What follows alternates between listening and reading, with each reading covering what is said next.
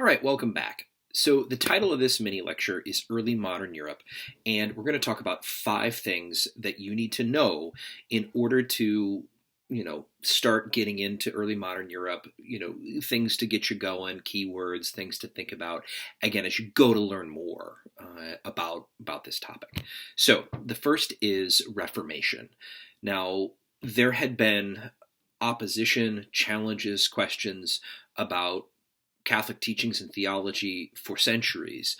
But when we are talking about the Protestant Reformation, we're really looking at 1517, and we're looking particularly at the influence of Martin Luther. We're looking at his 95 Theses, and we're looking at the real debate and then eventual institutional changes in religion and its social and cultural and political effects across Europe and the world, again, after he publishes this and posts it in 1517. So the Protestant Reformation, again, begins in 1517, and it continues on. All right, secondly would be the Renaissance. All right, so Europe had gone through its Black Death, had seen a lot of transformation, and you saw this real embrace with a new economic reality of a sort of positivity that was reflected in art and culture in certain parts of Europe. All right, so again, there's a Northern Renaissance, there's an Italian Renaissance, there's a few different ones, and really you're looking at 1400s, late 1300s, 1400s, early 1500s.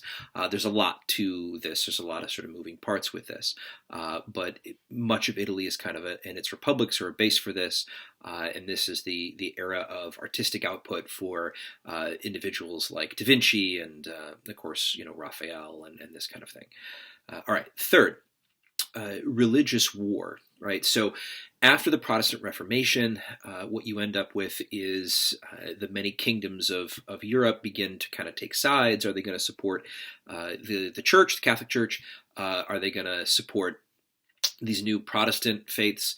And kind of where is this gonna result? And so you see a peasants' war that happens in the immediacy, and then eventually conflict in the Holy Roman Empire that really isn't solved until the 1550s.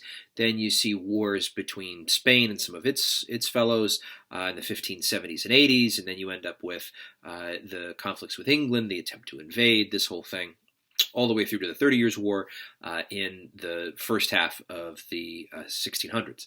So, this idea of dynastic and religious war, this defines much of the post-Reformation experience for many people, and, hundreds of thousands of individuals are killed as a part of this, right? Violence in the name of religion isn't a new thing. It's a very difficult thing, but, it's a common part of the reality of living within early modern Europe. Right, so this period that we're talking about, 14, 15, 16, early 1600s, right, this kind of thing.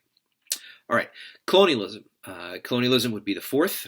So if you were living in Europe at the end of the 1400s, early 1500s, you certainly would have.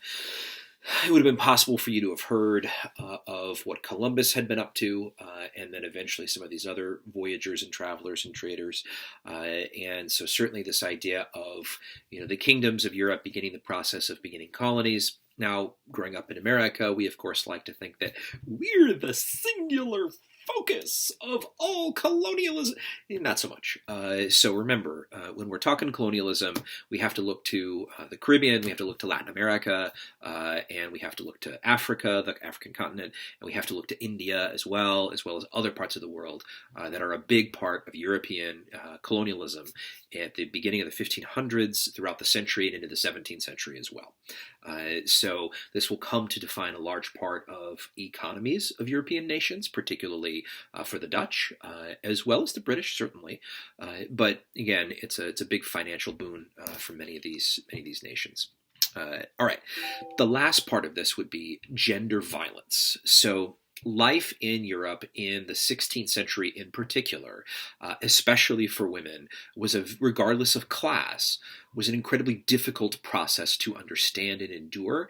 Now, for some of you, you may be familiar in the last few years with things like the Me Too movement in America, trying to highlight the sad realities of sexual violence and gender violence against women in the country. And there were critics of that movement who said, oh, you're making it seem like this is all of a sudden a new thing. No, violence against women has been an active and sad part of life for centuries upon centuries and centuries. Most of the studies of French communities, for example, in the 16th century, sort of lay out this idea that marital rape or broader sexual violence against women was commonplace regardless of class for women who were living at that time. And this is one of those aspects of early modern European history that we need to understand and consider as a part of what was happening in that period. All right, thanks so much.